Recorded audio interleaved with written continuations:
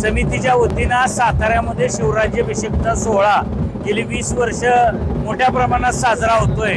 शिवाजी महाराजांनी जो राज्याभिषेक केला त्याच्यामुळे भारताला एक स्वातंत्र्याचा काळ त्या काळात अनुभवता आला आणि शिवाजी महाराजांचा राज्याभिषेक हा आपल्या अभिमानाचा स्वाभिमानाचा विषय आहे।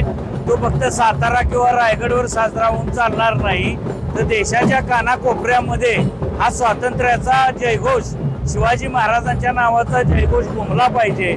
सातारा ही जरी राजधानी असली तरी देशाच्या कानाकोपऱ्यात शिवाजी महाराज की जय हा आवाज घुमवणे आणि शिवराज्याभिषेक सोहळा हा स्वातंत्र्य दिनासारखा साजरा करण्याची गरज आहे आणि सातारकर त्यामध्ये मोठ्या संख्येने सहभागी झालेले आहेत। पण महाराष्ट्राच्या आणि देशाच्या जनतेने सुद्धा या सोहळ्यात सहभागी व्हावं असं आवाहन मी करतो।